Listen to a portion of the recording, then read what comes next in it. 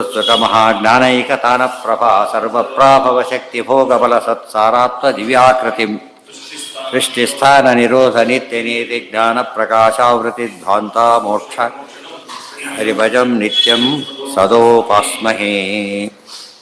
ತತಶ್ಚಾಯಂ ಖಂಡಾರ್ಥಃ ಎಲ್ಲಿ ಬಂದಿತ್ತೀಗ?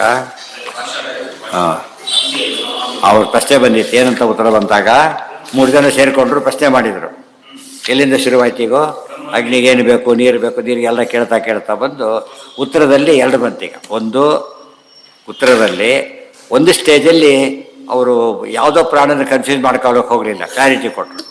ಆದರೆ ದೇವರಿಗೆ ಈ ಮುಖ್ಯ ಪ್ರಾಣ, ಸಾಮಾನ್ಯ ಪ್ರಾಣ ಬೇರೆ, ಮುಖ್ಯ ಈ ಹೊರಗಿನ ಗಾಡಿ ಇದೆ, ಪ್ರಾಣವಾಯು ಇದೆ. 2 ಒಂದೇ ಆಗಿದ್ದರೆ ಸತ್ತವರಿಗೆಲ್ಲ ಪಂಪ್ ಹೊಡೆದೇ ಎದ್ದು ಕೂತ್ಬಿಡ್ತಿದೆ. ಈ ಪ್ರಾಣವಾಯು ಬೇರೆ, ಈ ವಾಯು ಗೊತ್ತಾಯ್ತು. ಪ್ರಾಣವಾಯು ಇದ್ದರೆ ವರ್ಕ್ ಆಗೋದು ಇಲ್ಲೇ ಇಲ್ಲ. ಪ್ರಾಣವಾಯು ಇವತ್ತು ಲೈಟ್ ಇದೆ ನಮ್ಮಲ್ಲೇ ನೋಡಿ, ಬೀದಿ ಲೈಟ್ ಇದೆ, ಮನೆಯೊಳಗೆ ಲೈಟ್ ಇಲ್ಲ ಅಂತ ಹೇಳೋದಿಲ್ಲ. ಬೀದಿ ಲೈಟೇ ಬೇರೆ, ಈ ಕನೆಕ್ಷನ್ನೇ ಬೇರೆ. ಅದನ್ನು ನಾವು ಆಫ್ ಮಾಡೋಕ್ಕಲ್ಲ, ಆನ್ ಮಾಡೋಕ್ಕೂ ಬರೋಲ್ಲ. ನಾವು ಇಲ್ಲಿ ಮನೇಲಿ ನಮ್ಮ ಕಂಟ್ರೋಲ್ ಇರೋದು. But current same. ಈಗ ಇಲ್ಲಿ ಕರೆಂಟ್ ಇಲ್ಲ, ಇವ್ರಿಗೆ ಊಟ ತಿಂಡಿ ಮಾಡೋಕ್ಕೆ ಬರ್ತಾ ಇಲ್ಲ. ಅದು ದಾಡಿಲ್ವರೂ ಹಂಗೆ ಬರ್ತಾ ಇರ್ತಾರೆ. ಒಂದೇ ಸಪ್ಲೈ ಮಾಡಿದರೂ ಕೂಡ 2 ವ್ಯವಸ್ಥೆ ಮಾಡಿದ್ದಾರೆ. ಆ ದೃಷ್ಟಿಯಿಂದ ಅವರು ಕ್ಲಾರಿಟಿ ತಿಳ್ಕೋಬೇಕು. ಎಲ್ಲಿ ಮೇಲವರು ಕಡಿಮೆ ಹೇಳ್ತಾರೋ ಬೇರೆಯವರಿದ್ದಾನೆ ಅಂತ ಅರ್ಥ. ಮುಖ್ಯ ಪ್ರಾಣ ಅಲ್ಲ. ಮತ್ತು ಯಾವುದೇ ಸ್ಟೇಜಲ್ಲೂ ದೇವರಲ್ಲಿ ಎಂಡಾದರೆ ಮಾತ್ರ ಆನ್ಸರ್ ಅದು. ದೇವರಲ್ಲಿ ಎಂಡಾಗದೆ ಹೋದ್ರೆ ಏನಾಗುತ್ತದ ಸಿದ್ಧಾಂತ ಅಲ್ಲೇ ಅಲ್ಲ. ಇವತ್ತು ಗೌರ್ಮೆಂಟ್ ಡಿಪಾರ್ಟ್ಮೆಂಟ್ಲಿ ಆ ಡಿಪಾರ್ಟ್ಮೆಂಟ್ಲಿ ಪ್ರಾಬ್ಲಮ್ಮೇ ಮಾತ್ರ, ಉಳಿದವರಿಗೆಲ್ಲ ಅಪ್ಲಿಕಬಲ್ ಅಲ್ಲ ಅದು. ಸುಮ್ಮನೆ ಜನರಲ್ ಗೌರ್ಮೆಂಟ್ ಅಂತ ಕೊಡ್ಲಿಕ್ಕೆ ಬರೋಲ್ಲ. ಇವೆಲ್ಲ ಫಿಲಪ್ ಮಾಡಿದ್ರೆ ರೆಸಿರಿ ಫಿಲಪ್ ಮಾಡೋಕ್ಕೆ ಚಲನ್ ಮಾಡಬೇಕಲ್ಲ, ಎಲ್ಲ ಹೆಡ್ ಎಲ್ಲ ಕೆಡ್ತಾನೆ. ಕರೆಕ್ಟ್ ಅಲ್ಲಿಗೆ ಹೋಗುತ್ತೆ. ಸುಮ್ಮನೆ ಹಾಕಿಬಿಟ್ರೆ ಸುಮ್ಮನೆ ಬಿದ್ದಿರುತ್ತೆ ಅಷ್ಟೇ ಹೋಗಿ. ನಮ್ಮ ಕೆಲಸ ಆಗಲ್ಲ ಅದರಿಂದ. ತೃತೀಯಮಪಿ ವೈರಾಗ್ಯ ಮುಗೀತದು. ಆದಿತ್ಯ ಸಂಸ್ಥಿತೋ ವಾಯು ಅವೆಲ್ಲ ಮುಗೀತು. ಅಗ್ನಿರ ಸೂರ್ಯ ನೀರೇಶು ವಾಯುಸ್ಥಃ ಸಾಮದೇವತಾ, ಅದಿಷ್ಟ ಆಗಬೇಕಾಗಿತ್ತು. ಈಗ ಸೇತಿ ಭಾರ್ಯಾಚ ವಾಗ್ದೇವಿ ಪ್ರಾಣೋ ಅಮಃ ಪತಿರೀರಿತಃ ಏವಂ ತೌ ಸಾಮನಾಮಾನೌ ಉಭೌ ಏವ ಅಪ್ಯುದಾಹೃತೌ ಅತೋ ಹಿ ಸಾಮವೇದೋಯಂ ಋಕ್ಸಾಮಾತ್ಮಕ ಈರಿತಃ ವಾಗಾದಿಷು ಏವಮೇವ ಏತೌ ವಾಕ್ಪ್ರಾಣೌ ಸರ್ವದಾ ಸ್ಥಿತೌ ತಯೋರಂತಸ್ಥಿತೋ ವಿಷ್ಣು ಗಾಯಕೌ ತಸ್ಯ ತಾವುಭೌ. ಕೊನೆಗೆ ವಿಷ್ಣು ಇದ್ದಾನೆ. ಇವೆಲ್ಲ ದೇವತೆಗಳು ಏನು ಕೊಟ್ಟರು ಕೂಡ ನಮಗೆ ಯಾವುದೋ ಪ್ರಾಬ್ಲಮ್ ಇತ್ತು, ವಾಟರ್ ರಿಕ್ವೆಸ್ಟ್ ಕೊಟ್ಟುಬಿಡ್ತಾರೆ ಅಷ್ಟೇ ಅಲ್ಲ. ಇದೇನಂತ ತಿಳ್ಕೊತಾರೆ, ಇದು ಗೌರ್ಮೆಂಟ್ ಸರ್ವಿಸ್ ಅಂತ ತಿಳ್ಕೊತಾರೆ. ಕೊಟ್ಟಿದ್ದು ಯಾರಿಗೆ? ನಮ್ಮನೆ ನೀರು ಹೋಗಿತ್ತು, ಸರಿ ಮಾಡಿ ಕೊಟ್ಬಿಟ್ಟು ಮುಗೀತು. ಬಟ್ ಏನಂತ ಮಾಡಿದ್ದಾನೋ ಅದೀಗ, ನಾನು ಗೌರ್ಮೆಂಟ್ ಸರ್ವಿಸ್ ಮಾಡಿದ್ದೇನೆ, ಯಾಕೆ ಆ ಕೆಲಸ ಮಾಡೋಕ್ಕೆ ನನ್ನ ಹಾಕಿರೋದು. ಸೊ ಈ ಕಡೆಗೆ ನಮಗೆ ಉಪಯೋಗ ಆಯಿತು, ಆ ಕಡೆಗೆ ಗೌರ್ಮೆಂಟ್ ಸರ್ವಿಸ್ ಆಯಿತು. ಇವು ತತ್ವಾವಿನ ದೇವತೆಗಳಿದ್ದಾರೆ, ಪ್ರೇರೇಪಣೆ ಮಾಡ್ತಾರೆ ಅಂತ ತಿಳ್ಕೊಬೋಣ. ಅಷ್ಟಕ್ಕೆ ಬಿಡೋದಿಲ್ಲ ಅವರು. ಈ ಕೆಲಸ ಕೃಷ್ಣ ಅರ್ಪಣ, ಯಾಕೆ ದೇವರು ಹೇಳಿದ ಕೆಲಸ ನಾವು ಮಾಡಿದ್ದೇವೆ, ಅದು ಅನುಸಂಧಾನ. ಎಲ್ಲರೂ ಕೂಡ ಯಾರು ರಿಪೋರ್ಟ್ ಮಾಡ್ತಾರೆ ಇದನ್ನು? ದೇವರಿಗೆ. ಬಟ್ ಡೈರೆಕ್ಟ್ ಮಾಡ್ಲಿಕ್ಕೆ ಬರೋದು ವಾಯುದೇವರಿಗೆ ಬಿಟ್ಟು ಅವರು ದೇವರಿಗೆ ಮಾಡ್ತಾರೆ. ಗೊತ್ತಾಯ್ತು? ವಾಯುದೇವರಿಗೆ ಕೊಟ್ಟು ಅವ್ರು ಮಾಡ್ತಾರೆ ಹೊರತು ಒಬ್ಬೊಬ್ಬ ಮೇಲಿನವರು ವ್ಯಾಲ್ಯೂಯವರು ಬಂದು ಒಂದೊಂದೇ ಪೇಪರ್ ಒಯ್ಯೋದಿಲ್ಲ. ಕಲೆಕ್ಟ್ ಮಾಡಿ ಕೊಟ್ಟಿದ್ದೇನೆ ಅಲ್ಲಿ ಕೊಡ್ತಾರೆ ಆ ಥರ. ಬಟ್ ಚೀಫ್ ಜವಾಬ್ದಾರಿ ಅದು ಕೊಡಬೇಕಾದ್ರೆ. ದೇರ್ಫೋರ್ ವಾಯುದೇವರು ಕೊನೆಯ ಸಪ್ಲೈ ಮಾಡ್ತಾರೆ. ಯಾರಿಗೆ ಒಪ್ಪಿಸ್ತಾರೆ ಅದನ್ನು? ರಾತ್ರಿ ಒಪ್ಪಿಸ್ತಾರೆ. ಆದ್ದರಿಂದ ನಾವು ಏನು ಮಾಡಬೇಕೀಗ? ನಮಗೇನೋ ಮಾಡೋದಕ್ಕೆ ಕೇಳಿದರೆ ಅವ್ರು ಕೊಡೋ ಶಕ್ತಿ ಅವರಿಗಿಲ್ಲ, ಅಲ್ಲ ಕೊಡೋ ರೈಟ್ ಅವರಿಗಿಲ್ಲ. ಶಕ್ತಿ ಬೇರೆ, ರೈಟ್ ಬೇರೆ. ಈಗ ದೇವ್ರು ಹೇಳಿದ್ರೆ ಅಷ್ಟೇ ಮಾಡಿಸ್ತಾರೆ. ಈ ಕಣ್ಣಿನ ಸೂರ್ಯ ಇನ್ನೂ ಕೆಲಸ ಮಾಡೋಕ್ಕೆ ಬರ್ತಿರ್ಬೋದು, ಅದು ಮಾಡಾಗಿಲ್ಲ. ಏನು ಮಾಡಬೇಕು? ತೋರ್ಸೋ ಕೆಲಸ ಮಾತ್ರ ಬೇರೆ ಕೆಲಸ ಮಾಡೋಗಿಲ್ಲ ಅವರು. ಅದ್ರಲ್ಲಿ ರಿಪೋರ್ಟ್ ಮಾಡಬೇಕು ಅವರು. ಗೊತ್ತಾಯ್ತಾ? 20 MA ಮಾಡಿದ್ರು ಕೂಡ ಒಂದಕ್ಕೆ ಅಪಾಯಿಂಟ್ಮೆಂಟ್ ಆಗಿದ್ದರೆ ಪಾಠ ಯಾವುದಕ್ಕೆ ಮಾಡಬೇಕು ಅವನು? ಬೇರೆ ಅದಕ್ಕೆ ಚೆನ್ನಾಗಿ ಮಾಡೋಕ್ಕೆ ಬಂದರೂ ಮಾಡಬಾರ್ದು, ಅದನ್ನೇ ಮಾಡಬೇಕು. ಅದಕ್ಕೆ ಸ್ವಧರ್ಮ ಅಂತ ಕರೆದಿದ್ದಾರೆ. ದೇರ್ಫೋರ್ ಕೊನೆಗೆ ಅಪ್ಲೈ ಮಾಡೋದು ಮಾತ್ರ, ಸಬ್ಮಿಟ್ ಮಾಡೋದು ಮಾತ್ರ ವಾಯುದೇವರೇ ಆಗಿದ್ದಾರೆ. ಕಪ್ಯಾಸ ರಕ್ತ ಪದ್ಮಾಕ್ಷಃ ಸೂರ್ಯಗಶ್ಚಾಕ್ಷಿಗಶ್ಚ ಸಹ, ಇದಾಗಿತ್ತಲ್ಲ. ಗಾಯಕಸ್ತಶ್ಚ ವಿಷ್ಣುವರ್ಯ, ಇಲ್ಲಿ ಪರಮಾತ್ಮನನ್ನು ಹೇಗಿದೆ ಅಂತ ಕೇಳಿದ್ದ. ಆಯಿತು.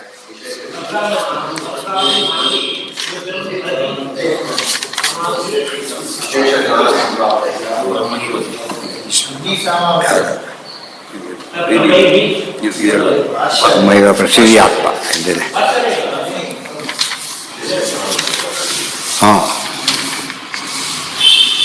ಅಲ್ಲಿ ಮುಗಿತು. ಅಗ್ನಿ ಸಾಮಾಭಿಮಾನಿ, ಆಮೇಲೆ ಸ್ವರ, ಆಮೇಲೆ ವರುಣ, ಅವೆಲ್ಲ ಹೇಳಿಟ್ಟು ಕೊನೆಗೆ ಸ್ವರ ಅಂದರೆ ಭಗವಂತ. ಕೊನೆಗೆ ಸ್ವರ. ಯಾಕೆ? ಸ್ವಸ್ಮಿನ್ನೇವ ರಮತೆ ಇತಿ ಸ್ವರತಃ ಅಂತಾರೆ. ಸ್ವರಃ ಅಂತ ಕಟ್ಟಾಯ್ತು. ಇಷ್ಟು ವಿಶೇಷ ಜ್ಞಾನ ಸಂಪ್ರಾಪ್ತೆ ಜಾನಂತೋಪಿ ಪರಂ ಹರಿಂ ಬ್ರೂಯುರ್ದೇವಾಶ್ಚ ಋಷಯಸ್ತದನ್ಯಸ್ಯ ಪರಾತ್ಮತಾಂ ಇತಿ.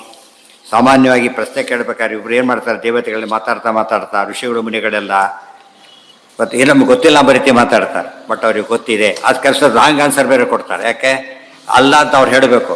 ಆ ಸಂಶಯ ಇದ್ದವ್ರಿಗೆ ಪರಿಹಾರ ಆಗಬೇಕು. ಸಂವಾದ ಅಂತ ಹೇಳಲಿಲ್ಲ. ಆ ಥರ ಮಾಡೋದ್ರಿಂದ ಅವ್ರ ಬಗ್ಗೆ ತಪ್ಪು ತಿಳುವಳಿಕೆ ಇರ್ಕೊಡ್ದು. ಯಾಕೆ ಪ್ರಶ್ನೆ ಬಂತು ಅಂದರೆ, ಪ್ರಶ್ನೆ ಮಾತಾಡ್ತಾರೆ ವೇದದ್ರಷ್ಟಾರ ಮುನಿಗಳವರು ಆ ಸ್ಟೇಜಲ್ಲಿ ಮಾತಾಡ್ತಾ ಇದ್ದಾರೆ. ಆ ಸ್ಟೇಜಲ್ಲಿ ಮಾತಾಡೋರಿಗೆ ನಮ್ಮ ವಿಷಯ ಗೊತ್ತಿಲ್ಲ, ಅವರಿಗೆ ಗೊತ್ತಿದೆ. ನಾವು ಹೇಳ್ಬೇಕು ಹೀಗೆ ಯಾಕೆ ಅನ್ಬಾರ್ದು, ವಾಯುದೆಲ್ಲ ಮಾಡ್ತೀವಿ ಯಾಕೆ ಅನ್ಬಾರ್ದು ಅಂತ ಕೇಳ್ತಾರೆ. ಗೊತ್ತಿಲ್ಲ, ಭಯಾಗಿಲ್ಲ ಅವರು. ಒಳ್ಳೆ ಪ್ರಶ್ನೆ, ಉತ್ತರ ಕೊಡಬೇಕು. ಕೇಳೋರಿಗೆಲ್ಲ ಉತ್ತರ ಸಿಗ್ತಾ ಹೋಗುತ್ತೆ ಅಷ್ಟೇ ಹೊರತು ಮುನಿಗಳು ಹೀಗೆ ಅಂತ ತಿಳ್ಕೊಳ್ಳೋಕೆ ಹೋಗಬೇಡಿ ಅಂತ ಉತ್ತರ ಕೊಡು. ಅವ್ರು ಸರ್ವಜ್ಞರು ಅಂತ ಅರ್ಥ ಅಲ್ಲ ಅದಕ್ಕೆ. ಆದರೆ ನಮ್ಮಂತೆ ಅಜ್ಞಾನಿಗಳು ಅಂತಲೂ ಅರ್ಥ ಅಲ್ಲ. ಅವರು ಯಾವ್ದ್ರಲ್ಲಿ ಮಾತಾಡ್ತಾರೆ ತಿಳ್ಕೊಳ್ಳಿ. ಮೂರ್ಧಾತೈ ವಿಪದೀತಿ ಕಶ್ಚಿತ್. ನಿನ್ನ ತಲೆ ಹೋಗುತ್ತೆ ಅಂದರು. ಅವರವ್ರ ತಲೆ ಹೋಗೋದಿಲ್ಲ. ಅದು ತಲೆ ಹೋಗೋದು ಯಾರು ಈ ರೀತಿ ಪ್ರಶ್ನೆ ಮಾಡಿದರೆ ಉತ್ತರ ತಿಳ್ಕೊಳ್ಳೋದೇ ಹೋದರೆ ನಿನ್ನ ತಲೆ ಹೋಗುತ್ತೆ ಅಂದರೆ ಅರ್ಥ ಅವನ ತಲೆ ಹೋಗುತ್ತೆ ಅಂತ ಅರ್ಥ. ಯಾಕೆ ಇವ್ರು ತಿಳ್ಕೊಳ್ಳೋ ಆ ಉದ್ದೇಶ ಅವ್ರಿಗೆ ಇಲ್ಲೇ ಇಲ್ಲ. ಆದ್ದರಿಂದ ಪ್ರಶ್ನೆ ಬರೋದಿಲ್ಲ. ಮತ್ತೆ ಉಪನಿಷತ್ ಬರುತ್ತೆ ಈ ಥರ. ಈ ಪ್ರಶ್ನೆಗೆ ಉತ್ತರ ಕೊಡದೆ ಹೋದರೆ ನಿನ್ನ ತಲೆ ಹೋಗುತ್ತೆ, ತಪ್ಪು ಉತ್ತರ ಕೊಟ್ಟೆ ತಲೆ ಹೋಗುತ್ತೆ ಹೇಗೆಲ್ಲ ಹೇಳ್ತಾರೋ. ಹೇಳ್ಬೇಕಾದ್ರೆ ಏನು ತಿಳ್ಕೊಬೇಕು ನಾವಾಗ, ಈ ರೀತಿ ತಪ್ಪು ತಿಳುವಳಿಕೆ. ಉದಾಹರಣೆಗೆ ಕರೆಂಟ್ ಬಿಟ್ಟರೆ ಪ್ರಾಣ ಹೋಗುತ್ತಾ ಇಲ್ವಾ? ಆ ಥರ ಪ್ರಾಣ ಸಿಗೋ ಶಕ್ತಿ ಹೇಗಿದೆಯೋ ಅದಕ್ಕೆ ತಪ್ಪು ತಿಳ್ಕೊಂಡ್ರೆ ಸಾಯಿಸ್ತಾನೆ. ಹಾಂ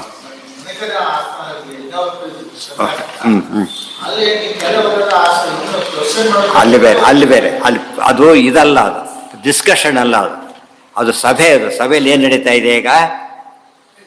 ತತ್ವ ಸಭೆಯಲ್ಲಿ ಡೆಮಾನ್ಸ್ಟ್ರೇಟ್ ಮಾಡೋ ಸಭೆ ಅಲ್ಲ ಅದು. ಆ್ಯಕ್ಚುಯಲ್ ಪ್ರಶ್ನೆ ಉತ್ತರ ನಡೀತಿರೋ ಸಭೆ ಅದು. ಅಂಥ ಸಭೆಯಲ್ಲಿ ಏನು ಮಾಡ್ತಾರಾಗ? ಗೊತ್ತಿಲ್ಲದೇ ತಿಳ್ಕೊತಾರೆ. ಯಾವುದನ್ನು ತಿಳ್ಕೊತಾರೆ ಅವರೀಗ? ಗೊತ್ತಿಲ್ಲದೇ ತಿಳ್ಕೊತಾರೆ. ಬಟ್ ಈ ಸಭೆಗಳಲ್ಲ, ಈ ಸಂವಾದದ ಸಭೆಗಳಲ್ಲಿ ಇಬ್ಬರಿಗೂ ಗೊತ್ತಿರುತ್ತೆ. ಸಂವಾದದ ಸಭೆಗಳು ಬೇರೆ, ಇಲ್ಲಿ ಚರ್ಚೆಗಳು ಬೇರೆ, ವಾಕ್ಯಾರ್ಥ ಸಭೆ ಬೇರೆ. ಅಲ್ಲಿ ಗೊತ್ತಿರಬೇಕಾಗಿಲ್ಲ. ಈ ಪ್ರಶ್ನೆ ಅವನಿಗೆ ಗೊತ್ತಿಲ್ಲ, ಪ್ರಶ್ನೆ ಉತ್ತರ ಅವನಿಗೆ ಗೊತ್ತಿದೆ. ಇಲ್ಲಿ ಹಾಗಲ್ಲ. ಇಬ್ಬರು ಪಂಡಿತರು ಸೇರಿಬಿಟ್ಟು ಇಬ್ಬರು ಈಕ್ವಲ್ಲು, ಇಬ್ಬರು ಏನು ವ್ಯತ್ಯಾಸವೂ ಇಲ್ಲ, ಇಬ್ಬರು ಸೇಮ್ ಸಬ್ಜೆಕ್ಟ್ ಇರುತ್ತೆ. ಪ್ರಶ್ನೆ ಕೇಳಿದ್ರೆ ಉತ್ತರ ಕೊಡೋರು. ಇದು ಕಥೆಗಳಲ್ಲಿ ಏನು ಇಬ್ಬರಿಗೂ ಗೊತ್ತಿಲ್ಲ ಅಂತ ಹೇಳ್ಬಾರ್ದು, ಇಬ್ಬರಿಗೂ ಗೊತ್ತಿದೆ. ಗೊತ್ತಾ ಏನಿತ್ತು? ಎಷ್ಟು ತಪ್ಪಾತಾರೆ, ಇಷ್ಟು ಓದಿಬಿಟ್ಟು ಅಂತ ಯಾರು ಅನ್ನೋದಿಲ್ಲ. ಇಷ್ಟು ಓದಿ ಏನು ಉಪಯೋಗ ಅಂತ ಕೇಳೋದಿಲ್ಲ. ಬಟ್ ಅಲ್ಲಿ ಹಾಗಲ್ಲ. ವಾಕ್ಯಾರ್ಥದಲ್ಲಿ ಏನಾಗಿದೆ ಈಗ? ಇಬ್ಬರಿಗೆ ಗೊತ್ತಿದ್ದು ಚರ್ಚೆ ಮಾಡಬೇಕಾಗಿಲ್ಲ. ಗೊತ್ತಿಲ್ಲದೇನೆ ಒಬ್ಬ ತಪ್ಪು ಹೇಳ್ತಾ ಒಬ್ಬರು ಸರಿ ಹೇಳ್ತಾ ಇದ್ದ. ಅಂಥ ಪ್ರಸಂಗ ಬಂದಿದ್ದು ಅಲ್ಲಿ. ಆಗ ಅಲ್ಲಿ ಉತ್ತರ ಕೊಡೋದು ದೊಡ್ಡವರಾಗ್ಬಿಡುತ್ತೆ. ಇಲ್ಲಿ ಪ್ರಶ್ನೆ ಬರೋದಿಲ್ಲ. ಇಬ್ಬರಿಗೂ ದೊಡ್ಡವರೇ ಇಲ್ಲಿ. ಅಲ್ಲಿ ಉತ್ತರ ಕೊಟ್ಟವನು ದೊಡ್ಡವನು ಅಷ್ಟೇ. ಇಲ್ಲಿ ಇವ್ರಿಗೆ ಗೊತ್ತಿಲ್ಲ. ಒಬ್ಬ ಬಂದು ಕತೆ ಬರುತ್ತೆ. ಆತ ಬುಷತ್ ಚಾಕ್ರಾಯಣ ಏನು ಮಾಡ್ತಾನೆ, ಹೊಸ ಮದುವೆ ಆಗಿರುತ್ತೆ, ಏನೂ ಇಲ್ಲ ಆತ. ಈಗ ಅವು ಎಲ್ಲೋ ಅದು ಯಜ್ಞ ಭೂಮಿಗೆ ಹೋಗಬೇಕು ಅಂತ ಹೊಡ್ತಾನೆ. ಆಗ ತುಂಬ ಹಸಿವಾಗಿರುತ್ತೆ, ಗೊತ್ತಲ್ಲ ಕತೆ ಗೊತ್ತಲ್ಲ. ಹಸಿವಾಗಿರುತ್ತೆ, ಏನೂ ಇಲ್ಲ ತಿನ್ನಲಿಕ್ಕೆ. ಯಾರೋ ಒಬ್ಬ ತಿಂತ ಕೂತಿರ್ತಾರೆ, ಹುರುಳಿ ತಿಂತ ಕೂತಿರ್ತಾರೆ, ಬೇಯಿಸಿದ ಕಾಳು ತಿಂತ ಕೂತಿರ್ತಾನೆ. ಹೋಗ್ತಾನೆ, ಹೋಗ್ಬಿಟ್ಟು ನಾನು ಕೊಡು ಅಂತಾನೆ. ಆಚಾರ್ಯ ಇದು ಎಂಜಲ್ ಆಗಿದೆ, ನೀವು ತಿನ್ನೋದಲ್ಲ ಅಂತ ಹೇಳ್ತಾರೆ. ಇವತ್ತು ಕೂಡ ಅಂಥವ್ರು ಇದ್ದಾರೆ ಪಾಪ. ನೀವು ತೊಗೊಳೋದಲ್ಲ ಅಂತ ಹೇಳ್ತಾರಲ್ಲ. ನೋಡಯ್ಯ, ನನಗೆ ಹೇಳಕ್ಕೆ ಬರಬೇಡ, ನಾನು ಕೊಡು ಅಷ್ಟೇ. ಆಯಿತು, ತಿಂದು ಕೊಡ್ತಾರೆ. ತಿಂದು ಬರ್ತೀನಿ, ನೀರು ಕೊಡೋಕೆ ಹೋಗ್ತಾ. ನಾನು ಬ್ರಾಹ್ಮಣ ಗೊತ್ತಾ? ಬ್ರಾಹ್ಮಣ ನಂಗೆ ಕೊಡೋದು ಯಾಕೆ ಕೊಡ್ತೀನಿ? ನೀನು ಯಾರು ತಿಳ್ಕೊಂಡಿದ್ದೀನಿ ನನ್ನನ್ನು? ದೊಡ್ಡ ಆಚಾರ ಗೊತ್ತಾಗಿದೆ. ಅಲ್ಲದೆ ಈ ತಿಂದರೆ ಅಂತ ಕೇಳಿದರೆ ನೋಡೋದು ನೆಸಿಟಿ ಇತ್ತು, ಇಲ್ಲ ಅಂತ ಹೇಳ್ತಾರೆ. ನಾವು ಇನ್ನು ಅರ್ಥ ಮಾಡ್ಕೋ. ಎಲ್ಲೋ ಆಪತ್ಕಾಲ ಎಲ್ಲೋ ಹೋದಂತೆ ಅದೇ ಅಭ್ಯಾಸ ಮಾಡ್ಕೊಬಿಡ್ತಾರೆ ನಮ್ಮ ಜನ. ಹಾಗೆ ಮಾಡ್ಕೊಬಾರ. ಆಪತ್ಕಾಲ ಹೋದ ತಕ್ಷಣ ಏನು ಮಾಡ್ತಾರೆ? ಈಗ ಟಾರ್ಚ್ ಹಾಕಿರ್ತಾರೆ, ಕರೆಂಟ್ ಪಕ್ಷ ಆರಿಸ್ತಾರ ಇಲ್ಲ? ಹಾಗೆ ಯಾರು ಉಳಿಸ್ತಾರ? ಇಲ್ಲ. ಅಷ್ಟು ಕಾಮನ್ ಸೆನ್ಸ್ ಇಲ್ಲಿ ಉಪಯೋಗಿಸ್ಬೇಕು. ಆಪತ್ತಿಲ್ಲ, ಮುಂದಿನ ದಿವಸ ಆಫೀಸ್ಗೆ ಹೋಗ್ತಾನೆ, ಬೇಗ ಸರಿ. ರಜೆ ಇದ್ದ ದಿವಸ 9ಕ್ಕೆ ಯಾಕೆ ಹೇಳ್ಬೇಕು ಅವನು? ತಪ್ಪದು. ಅದ್ರ ಮೋಸ ಆಯಿತು. ಆ ರೀತಿ ಮಾಡಬಾರದು ಅಂತ ಹೇಳೋದಕ್ಕೆ ಬಂದ ಪ್ರಸಂಗ ಅದು ಮುಗೀತು. ಮತ್ತೆ ಹೆಂಡತಿ ಕೊಟ್ಟ ಸ್ವಲ್ಪ, ಅವಳು ತಿನ್ನಲು. ಮತ್ತು ಸಾಯಂಕಾಲ ಹಸಿವೆ ಆಯಿತು. ಮತ್ತೆ ಬೆಳಗ್ಗೆ ಸ್ವಲ್ಪ ಉಳಿಸಿದ್ದೀರಿ ಅಂತ ಹೇಳಿಲ್ಲ ಪಾಪ ಅವಳು. ತಿಂದ. ಮತ್ತೆ ಮರುದಿವಸ ದೊಡ್ಡ ಸಭೆಗೆ ಹೋದ. ನೋಡ್ತಾ ಕೂತ್ಕೊಂಡ. ಹೇಳ್ತಿದ್ರು. ಪ್ರಶ್ನೆಗೆ ಇದು ಗೊತ್ತಾ ಅಂತ ಕೇಳಿದ. ಅವ್ರಿಗೆ ಶಾಕ್ ಆಯ್ತು. ನೋಡಿದ್ರೆ ಉತ್ತರ ಕೊಡೋಕೆ ಬರ್ತಾ ಇಲ್ಲ. ಗೊತ್ತಿಲ್ಲದೆ ಹೇಳ್ತಾ ಇದೆಯಲ್ಲ, ತಪ್ಪಿದು ಅಂತ ಹೇಳಿದೆ. ಎಲ್ಲ ರಾಜ ನೋಡ್ತಾ ಇದ್ದಾನೆ ಇದನ್ನೆಲ್ಲ ಕೂಡ. ಇನ್ನೊಂದು ಪ್ರಶ್ನೆಗೆ ಅವ್ರಿಗೂ ಉತ್ತರ ಗೊತ್ತಿಲ್ಲ. ಎಲ್ಲ ಸ್ವಾಮಿ ನೀವು ಅಧ್ಯಕ್ಷರು, ನೀವು ಮಾಡಿ ಅಂತ ಹೇಳ್ತಾರೆ. ದೊಡ್ಡ ಪೋಸ್ಟ್ಗೆ ಹೋಗ್ಬಿಡ್ತಾರೆ. ಗೊತ್ತಾಯ್ತಾ? ಅವರು ನಿಜವಾಗ್ಲೂ ತಪ್ಪು ಮಾಡ್ತಾ ಇದ್ರು, ಸರಿ ಮಾಡಿದ. ಇಲ್ಲಿ ಗೊತ್ತಿಲ್ಲದೆ ಮಾಡಿದ್ದಲ್ಲ, ಗೊತ್ತಿದ್ದೇ ಮಾಡಿದ್ದು. ಅಜ್ಞಾನ ಇತ್ತು ಅವರಿಗೆ. ಇದು ಸರಿ ಮಾಡ್ತಾನೆ. ಅದು ಕತೆ ಹೇಳ್ತಾ ಚಂದ ಬರುತ್ತೆ. ಅದು ಚಂದ ಇದರಲ್ಲೇ ಬರುತ್ತೆ ಕತೆ. ಅದು ಮುಂದೆ ಗೊತ್ತಾಯ್ತಾ? ಬ್ರಹ್ಮಸೂತ್ರದಲ್ಲಿ ಹೇಳ್ತಾರೆ, ಸರ್ವಾನ್ನಾನುಮತಿಶ್ಚ ಪ್ರಾಣಾತ್ಯಯೇ ಸೂತ್ರ. ನೀವು ಪ್ರಾಣ ಹೋಗುತ್ತೆ, ಏನು ಬೇಕಾದ್ರೂ ತಿನ್ನಿ ಪ್ರಾಣ ಹೋಗ್ಬೇಕಾದ್ರೆ. ಇವ್ರು ಹಾಗಲ್ಲ, ತಿಂದು ಹೋದ್ರೆ ಪ್ರಾಣ ಹೋಗುತ್ತೆ ಅನ್ನೋಷ್ಟು ಮಟ್ಟಿಗೆ ಅಡ್ಜಸ್ಟ್ ಆಗಿಬಿಟ್ಟಿರ್ತಾರೆ. ತಿನ್ನೋದೇ ಅಭ್ಯಾಸ ಆಗಿ. ಏನೋ ಒಳ್ಳೇದು ಕೊಟ್ಟರೆ ತೊಗೊಳೋದಿಲ್ಲ ಅವರು, ಅದೇ ಕೊಡಬೇಕು ಅವ್ರಿಗೆ. ಅದು ಈ ಥರ ಧರ್ಮ ಭಾರಿ ಕೆಟ್ಟೋಯ್ತು. ಹೇಳ್ಬೇಕಾದ್ರೆ ಏನು ಹೇಳ್ಬೇಕಾದ್ರೆ ಹೇಳಿದರೆ ಯಾರು ಕೆಡ್ತಿರ್ಲಿಲ್ಲ. ಆಪತ್ಕಾಲ ಅಂತ ಬಿಡಿಸ್ಬಿಟ್ರು, ಕೊನೆಗೆ ಅವ್ರ ಬಂದು ನಿತ್ಯ ಆಪತ್ಕಾಲನೇ ಶುರುವಾಯಿತು. ಹಾಗೆ ಮಾಡಬಾರ್ದು. ಮಠತಿ ಅದೇ ನೆಕ್ಸ್ಟ್ ಬಂದಿದ್ದೆ ಅದೀಗ, ಗೊತ್ತಾಯ್ತಾ? ಆಗ ನೆಕ್ಸ್ಟ್ ಕಥೆ ಶುರುವಾಗದೆ ಅದರಿಂದ ಪ್ರಶ್ನೆ ಬಂತು. ಮಠತಿ ಹತೇಶು ಕುರುಷು. ಮಠತಿ ಅಂತ ಹೇಳಿದ್ರೆ ಆಲೆಕಲ್ಲು ಮಳೆ ಅಂತ ಅರ್ಥ. ದೊಡ್ಡ ಮಳೆ ಬಂದುಬಿಡ್ತು, ಎಲ್ಲ ಏನಾಯ್ತಲ್ಲಿ, ಎಲ್ಲ ನಾಶ ಆಗೋಯ್ತು. ಮಳೆ ಏನೇನೂ ಇಲ್ಲ. ಬರಗಾಲ, ಮಳೆ ಅತಿ ಬರದೆ ಹೋದರೆ ಹಾಗೋ, ಅತಿ ಹೆಚ್ಚು ಬಂದರೂ ಅಷ್ಟೇ ಆಯಿತು. ಆ ರೀತಿ ಕಥೆ ನೇರಿತ್ತು. ಇನ್ನೊಂದು ವಾಕ್ಯ ಇದೆ, ವಿಷ್ಣುರ ಆಕಾಶನಾಮಕಃ. ಆ ವಿಷಯ ಬಂದಿಲ್ಲ, ಅದೊಂದು ಮುಗಿಸ್ಬಿಟ್ರೆ ಆಗುತ್ತೆ. ತತಶ್ಚಾಯಂ ಖಂಡ, ಅದೆಲ್ಲ ಮುಗೀತು. ನೆಕ್ಸ್ಟ್ ಅದೇನೇ, ಬ್ರಹ್ಮೈವಹಿ ಪೃಥಿವಿ ಆತ್ಮ. ಇದು ಪೃಥ್ವಿ ಅಂದರೆ ಬ್ರಹ್ಮದೇವರು ಅಂತ ಅರ್ಥ. ಪೃಥ್ವಿ ಅಂದರೆ ಪೃಥ್ವಿ ದೇವಿ ಬೇರೆ ಇದ್ದಾಳೆ. ಇಲ್ಲಿ ಪೃಥ್ವಿ ಅಂದರೆ ಹಾಗಲ್ಲ ಅರ್ಥ ಅಂತ ಅರ್ಥ. ಅಲ್ಲಿ ಹೇಗೆ ನಾಶಿಕ್ಯವಾಯು ಮುಖ್ಯ ಪ್ರಾಣನಲ್ವೋ, ಪೃಥ್ವಿ ಅಂತ ಶಬ್ದ ಬಂದ ತಕ್ಷಣ ಪೃಥ್ವಿ ಅಂತ ತಿಳ್ಕೊಳಕ್ಕೆ ಹೋಗಬಾರ್ದು. ಯಾವ ಕಾಂಟೆಕ್ಸ್ಟಲ್ಲಿ ಬಂದಿದೆ ನೋಡ್ಬೇಕು ಅದನ್ನು, ಅವಾಗ ಉತ್ತರ ಸಿಗುತ್ತೆ. ತತಶ್ಚಾಯಂ ಖಂಡಾರ್ಥ, ಅದಕ್ಕೆ ಬೇರೆ ಅರ್ಥ ಹೇಳಿದ್ವಿ. ನೆಕ್ಸ್ಟ್ ಬಂದಿದ್ದಿದೆ, ಅಸ್ಯ ಲೋಕಸ್ಯ ಕಾಗತಿ ರೀತಿ ಆಕಾಶ ಇತಿ ಹೋವಾಚ. ಇದಕ್ಕೆ ಯಾರಪ್ಪ ಗತಿ ಅಂತ ಕೊನೆ ಪ್ರಶ್ನೆ ಬಂದರೆ ಆಕಾಶ ಅಂತ ಹೇಳಿದೆ. ಇಲ್ಲಿ ಆಕಾಶ ಯಾವುದು ಅಂತ ಪ್ರಶ್ನೆ ಬಂದರೆ ಆಕಾಶ ಸ್ಥಲ್ಲಿಂಗ ಬ್ರಹ್ಮಸೂತ್ರ. ಇಲ್ಲಿ ಆಕಾಶ ಅಂದರೆ ಈ ಆಕಾಶ ಅಲ್ಲ. ಯಾವ ಆಕಾಶ? ವಿಷ್ಣು ಅಂತ ಅರ್ಥ. ಹವಾ ಹಿಮಾನಿ ಭೂತಾನಿ ಆಕಾಶಾದೇವ. ಯಾವುದೋ ಹೋಟೆಲ್ಗೆ ಹೋಗ್ತಾನೆ, ಲಾಡ್ಜಿಗೆ ಹೋಗ್ತಾನೆ ಅಂತ ತಿಳ್ಕೊಬೇಡ. ಹೋಗ್ತಾನೆ, ಸೀದಾ ಒಳಗೆ ಇಳ್ಕೊಳಕ್ಕೆ ಹೋಗ್ತಾನೆ. ಲಾಡ್ಜ್ ಅಂತ ಬೋರ್ಡ್ ಹಾಕಿದ್ರೆ ಅಂತ ಕೇಳಿದರೆ ದಡ್ಡ ಅದು ಓನರ್ ಇದ್ದಾರೆ, ವ್ಯವಸ್ಥೆ ಇದೆ ಅದಕ್ಕೆ. ಕಾಗತಿ ಅಂದರೆ ಇವರಿಗೆ ಅವ್ರನ್ನ ಕೇಳಬೇಕೀಗ. ಅವನೇನು ಮಾಡ್ದ, ರೂಮ್ ನೋಡಿದ್ರೆ ಯಾವುದಿತ್ತೋ ಖಾಲಿ ಅಂದು ಕೊಟ್ಟ ಅಷ್ಟೇ. ಇಲ್ಲ ಇಲ್ಲ ಅಂತ ಹೇಳಿದ. ಮತ್ತು ಇಲ್ಲ ಇರುತ್ತೆ ಅಂತ ಹೇಳಿದ್ರಲ್ಲ, ನಮ್ಮ ಯೋಗ್ಯತೆ ಇರುತ್ತೆ, ಅದು ಇಲ್ಲ ನೆಕ್ಸ್ಟ್ ಇಲ್ಲ ಅಂತ ಹೇಳಿದ. ಅದನ್ನು ಬಿಟ್ಟು ನೀವೇ ಹೋಗಿ ಗಂಟು ಮುಟ್ಟಿ ಇಟ್ಕೊಂಡು ಕೊಡ್ಲಿಕ್ಕೆ ಬರೋಲ್ಲ. ದೇವ್ರು ಆಕಾಶ ಅಂತ ಹೇಳಿದ್ರೆ ದೇವ್ರ ಕೈಯಲ್ಲಿದೆ ಅದು. ಅದು ಇಲ್ಲ ಹೋದ್ರೆ ಈ ಆಕಾಶಕ್ಕೆಲ್ಲ ಸಾಧ್ಯ ಇಲ್ಲ, ಆಕಾಶನೇ ಆಗಬೇಕು. ಅದಕ್ಕೆ ಪ್ರಸಂಗ ನೋಡಬೇಕು, ಯಾವ ಆಕಾಶ ಹೇಳ್ತಾರೆ ಅಂತೇಳಿ. ಆಕಾಶಂ ಪ್ರತ್ಯಸ್ತಂ ಯಾಂತಿ, ಅದಕ್ಕೇನೆ ಆಕಾಶದಲ್ಲಿ ಹುಟ್ಟೋದು, ಆಕಾಶದಲ್ಲಿ ಅಸ್ತ ಹೊಂದೋದು ನಡೀತಾ ಇದೆ. ಏವೇಭ್ಯೋ ಜಾಯಾನ್ ಆಕಾಶ ಪರಾಯಣಂ ಸ ಏಷಃ ಪರೋವರೀಯಾನ್ ಉದ್ಗೀತ ಸಯೇಷೋ ಅನಂತ. ಈ ಆಕಾಶ ಅನಂತವಾದದ್ದು, ಇವನೇ ಶ್ರೇಷ್ಠ ಅಂತ ಹೇಳ್ತಾರೆ. ಬಟ್ ಜಡ ಪದಾರ್ಥ ಅದು, ಅದು ಹೇಳೋದಕ್ಕೆ ಬರೋದಿಲ್ಲ. ವಿಮಾನ ದೇವತೆ ಮಹಾಲಕ್ಷ್ಮಿ, ಸ್ವಾಮಿ ಮಾತ್ರ ಪರಮಾತ್ಮನೇ. ಅದಿಷ್ಟು ಕೂಡ ಭಾಷ್ಯ ಓದ್ದಾಗ ಗೊತ್ತಾಗುತ್ತೆ. ಅದೆಲ್ಲ ಕನ್ಫ್ಯೂಷನ್ ಕ್ಲಿಯರ್ ಮಾಡಲಿಕ್ಕೆ ವೇದವ್ಯಾಸ ಅವತಾರ ಮಾಡಿಬಿಟ್ಟು ಆಕಾಶ ಇಂಥ ವಿಷಯ ಬಂದಾಗ ಇನ್ನು ತಿಳ್ಕೊಳ್ಳಿ ಅಂತ ಹೇಳಿಬಿಟ್ಟು ಅಲ್ಲಿಗಿಂತ ಕಥೆ ಅನಂತ ವೇದದಲ್ಲಿ ಎಷ್ಟೋ ಕಡೆ ಬರೋದು. ಎಲ್ಲದಕ್ಕೂ ಸೂತ್ರ ಅದು. ಇದು ಬಂದರೆ ದೇವರು ಅಂತಾನೆ ಅರ್ಥ ಅಷ್ಟೆ. ಪರೋವರೀಯೋ ಹಾಸ್ಯ ಭವತಿ ಪರೋವರೀಯಸೋಹ ಲೋಕಾಂಚಯತೀಯ ಏತಮೇವಂ ವಿದ್ವಾನ್ ಪರೋವರೀಯಾಂಸಂ ಉದ್ಗೀತಮುಪಾಸ್ತೆ. ಉದ್ಗೀತ ಅಂದರೆ ಏನು ಅಂದರೆ ಪರೋವರೀಯ ಅಂತ ಕರೆ. ಪರೋವರೀಯ ಅಂದರೆ ಏನು? ಪರಾವರ ಪರೋವರೀಯ. ಪರರೆಲ್ಲ ಕಡಿಮೆ ಆಗಿಬಿಡ್ತಾರೆ ಅಂದ್ರೆ ಅರ್ಥ ಏನು? ಎಲ್ಲರ ಮೇಲಿರೋಣ ಅಂತ ಅರ್ಥ. ಎಲ್ಲರ ಮೇಲವರಿಗಿಂತ ಮೇಲಿರೋಣ, ಅದಕ್ಕೆ ಪರೋವರೀಯ. ಪರರು ಅವರರಾಗ್ತಾರೆ ಅಂದರೆ ದೇವರು ಅವರಾಗೋದಿಲ್ಲ. ಯಾತಕ್ಕೆ ಅಂದರೆ ಇನ್ನೊಬ್ಬ ಪರ ಇದ್ರೆ ಏನಾಗ್ತಾನೆ ಅವನು? ಲಕ್ಷ್ಮೀದೇವಿ ಭಾರಿ ಪರರು, ದೇವ್ರ ಮುಂದೆ ಅವರಾಗಬೇಕು. ದೇವ್ರು ಯಾರ ಮುಂದೆ ಆಗೋದಿಲ್ಲ. ಯಾತಕ್ಕೆ? ಇನ್ನೊಬ್ಬನ ಯಾರು ಇಲ್ಲೇ ಇಲ್ಲ. ಅದರಿಂದಾಗಿನೇ ಅದಕ್ಕೆ ಈ ಜ್ಞಾನ ಬಂತು ಅಂದರೆ ಅವನು ಭಾರಿ ದೊಡ್ಡ ಜ್ಞಾನಿ ಅಂತ ಅರ್ಥ.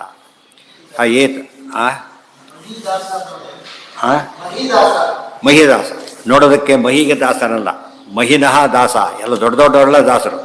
ಇದೇ ಅರ್ಥಲ್ಲೇ ಬಂದಿರು. ಮಹಿದಾಸ ಇದ್ಕೊಟ್ಟು ಪರಾವರ ಅಂತಾನೆ. ಪರಾವರ ಸಂಬಂಧಪಟ್ಟು ಪರೋವರೀಯ ಆಗ್ತಾನಂತ. ಏತಮತಿ ತನ್ವಾ ಶೌನಕಃ ಉದರ ಶಾಂಡಿಲ್ಯ ಉದಾರ ಶಾಂಡಿಲ್ಯ ಉದಾರ ಶಾಂಡ್ಯ ಶ್ರುತಿ ಕೋಟ್ ಮಾಡ್ತಾರೆ ಆಚಾರ್ಯ. ಶ್ರುತಿ ಗೀತ ಅರ್ಥ ಬರಿಬೇಕಾದ್ರೆ ನ್ಯಾಯೋ ಹೇಳ್ತಾ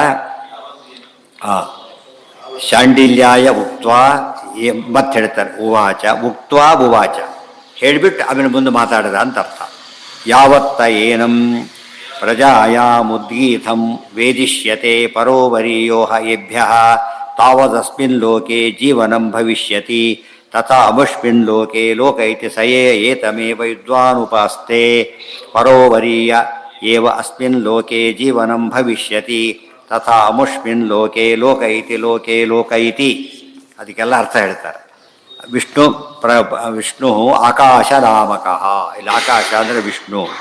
ಆದೀಪ್ತತ್ವ ತ್ವರೀಯಾಂಶ್ಚ ಪರಮೋ ಹರಿರೇವ ಹೀತಿ ಸತ್ತತ್ವ ಆ ದೀಪ್ತ ಸದಾಕಾಲ ದೀಪ್ತನಾದವನು, ಎಲ್ಲರೂ ಶ್ರೇಷ್ಠನಾದವನು, ಅದಕ್ಕೆ ಪರೋವರಿಯ ಅಂತ ಕರೀತಾರೆ.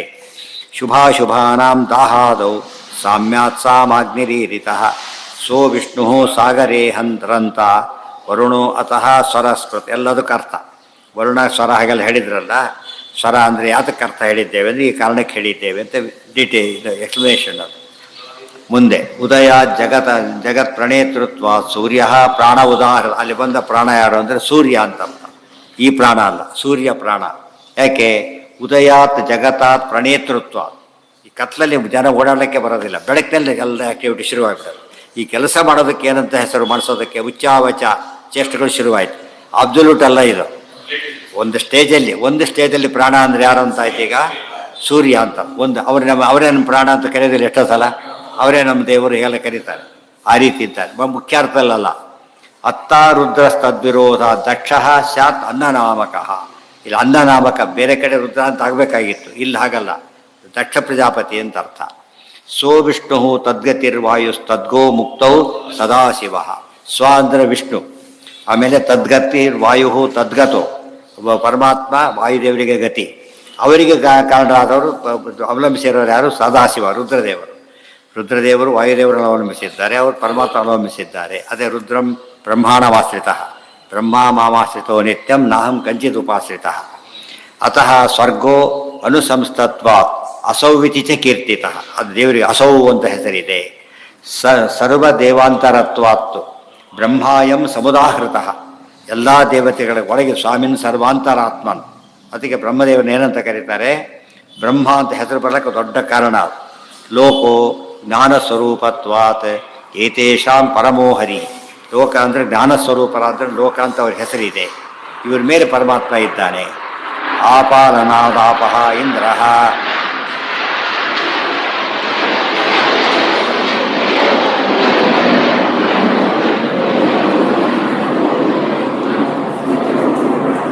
ಅಧಿಕಂ ವರೀಯಾನ್ ಪರೋವರೀಯಾನ್.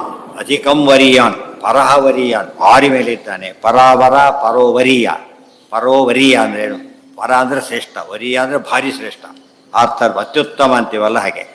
ತತ್ ಪರಾವರ ಪರಾವರ ಪದ ಇದೆ, ಪರೋವರೀಯ ಪದ ಇದೆ. ಇಲ್ಲಿ ಪರೋವರೀಯ ಬಂದಿರೋದು. ಪರೋವರಿಯೋ ಅಸ್ಯ ರಕ್ಷಕಂ ಭವತಿ ಯಾವತ್ತಃ ದ್ವಾಪರಾದಿ ಪರ್ಯಂತಂ ನವಮಃ. ಮೆಸೇಜ್ ಏನಿದೆ ಅಂದರೆ ದೇವರನ್ನ ಪರೋವರಿಯಾನ ಅಂತ ಯಾರು ತಿಳ್ಕೊಡ್ತಾರೋ ಅವರು ಕೂಡ ತಮ್ಮ ಗುಂಪಿನಲ್ಲಿ ಪರೋವರಿಯಾನ್ ಆಗ್ತಾನೆ. ಗೊತ್ತಾಯ್ತಾ? ಇಷ್ಟಿಗೆ ಹೆಡ್ ಅಂತ ಒಂದು ಸ್ಟೇಜಲ್ಲಿ ಹೆಡ್ ಆಗ್ತಾ ಆ ಥರ ಆಗ್ತಾನೆ. ಬಂತ ವಿಲೇಜ್ ಹೆಡ್ಡು, ತಾಲೂಕು ಹೆಡ್ಡು ಬಂದು ಸ್ಟೇಟ್ ಹೆಡ್ಡು, ಕಂಟ್ರಿ ಹೆಡ್ ಇದ್ದಾಗೆ ಮುಖ್ಯಸ್ಥನಾಗ್ತಾನೆ ಅಂತ ಕರೀತಾರೆ. ಈ ಜ್ಞಾನ ಏನು ಮಾಡುತ್ತೆ ಅವರನ್ನು? ಈ ಕೆಲಸ ಸಿಗಬೇಕಾದ್ರೆ ನಾವು ಹೆಚ್ಚು ಓದಿ ಕೆಲಸ ಸಿಗುತ್ತಲ್ಲ, ಬೇಗ ಒಂದು ಕೆಲಸ ಕೊಟ್ಟು ಎಮ್ಮೆಗೆ ಇನ್ನೂ ದೊಡ್ಡ ಕೆಲಸ ಸಿಗುತ್ತೆ. ಈ ಜ್ಞಾನ ಹೆಚ್ಚುತ್ತಾ ಹೋದಂತೆ ಅವನು ಭಾರಿ ಮುಂದೆ ಬರ್ತಾನೆ ಅಂತ ಹೇಳಿ. ಇದೆಲ್ಲ ಕೇಳಿ ಉಪಯೋಗ ಏನಾಯ್ತು ನಮಗೀಗ? ಏನೋ ಕೇಳಿದ್ದು ಬಿಟ್ಟಿದ್ದಲ್ಲ, ಈ ಜ್ಞಾನ ನಮ್ಮನ್ನು ಮೇಲೆ ಕೆತ್ತುತ್ತೆ ಅಂತ. ವಿದ್ಯೆಯಿಂದ ಮನುಷ್ಯ ಏನಾಗ್ತಾನೆ? ಸಾಮಾನ್ಯ ಮೇಲಕ್ಕೆ ಬರ್ತಾನೆ. ಅಲ್ಲಿ ಬಿಡಿ ಒಂದೇನು ದಾನ ಇರೋಣ. ಯಾವುದದು? ಇವರು ಮತಕಿ ಹತೇಶು ಪುರುಷು, ಅವ್ರ ಕಥೆನೇ ಬರೋದೀಗ. ನಾಳೆ